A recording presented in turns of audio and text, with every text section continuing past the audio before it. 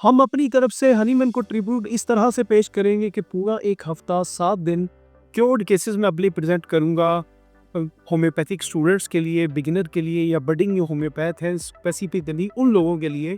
ये दूसरा केस है। ये एक बच्चा है, तकरीबन उसकी एज है 13-14 साल।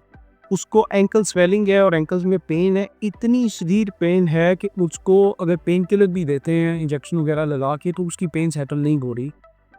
इवन उसका अंदाज़ा आप इस बात से लगा सकते हैं कि रिसेंट ईद के दिन थे तो चाँद रात को 2 बजे उसके वालिद ने मुझे घर से उठा के तो मुझे कहा कि मेरे बेटे को मेडिसिन दे दें, फ़र्क नहीं पड़ रहा था। मैं भी पहले कुछ और रेमेडीज़ देता, फ़ायदा नहीं हुआ। मैंने कहा बच्चे को मेरे पास लेके आए, तो जब बच्चा मेरे पास आया तो बच्चे को उसका वालिद एक साइड पे एक कंधा दे के एक साइड पे बालता मुँह लड़खड़ाता हुआ बड़ी मुश्किल से मेरे तक पहुँचा, उठा के लेके आए।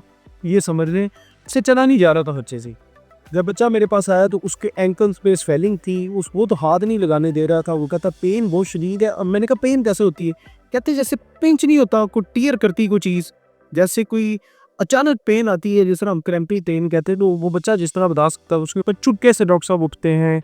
इस तरह की मुझे ट्रेन होती है, ये कोई करेक्टर बता रहा था। अगर हम इतनी सीवियर पेन के साथ हमारे पास केस आए और आके पेरेंट्स आके कि डॉक्टर साहब हम रोज इंजेक्शन लगा रहे हैं, इंजेक्शन का जितनी देर तक असर रहता है पेन थोड़ी कम रहती है, अगेन फिर पेन होनी शुरू हो जाती है।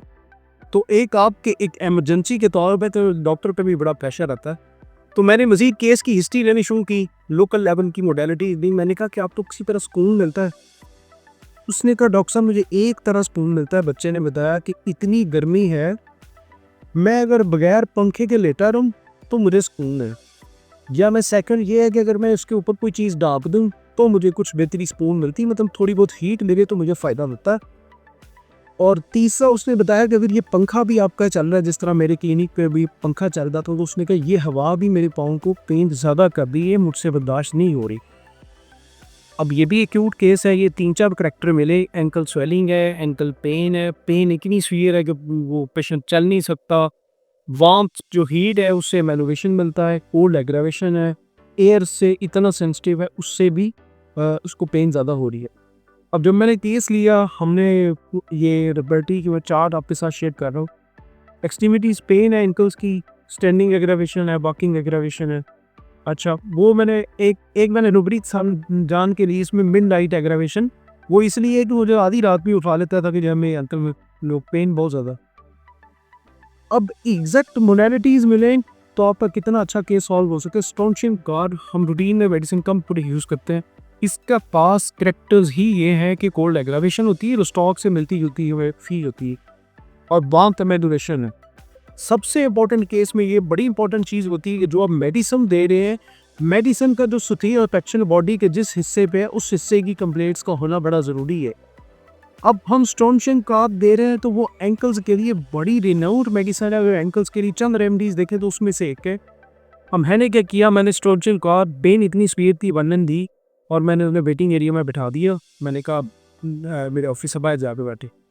मैं आधे घंटे बाद पेशेंट दे के बाहर गया तो वो लड़का उठ के थोड़ा सा लगड़ा के खुद बगैर किसी सपोर्ट के थोड़ा चल रहा था, कहता थोड़ा बेहतर हो गया।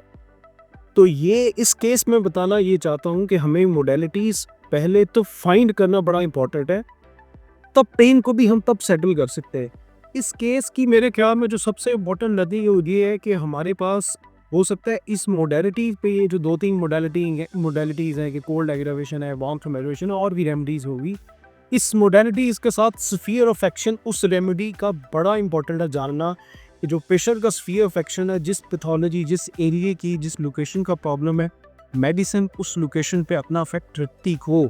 उसके साथ मोडेलिटीज़ को जब मैंने सही किया तो स्ट्रॉन्शियम तार थी, उसने एक रिमार्केबल पेशेंट को फ़ायदा दिया। और मेरी आज भी बात हुई है, दोनों ने कहा कि बहुत बेहतर है, उसको एंटल में दोबारा उस तरह ही पेन ली।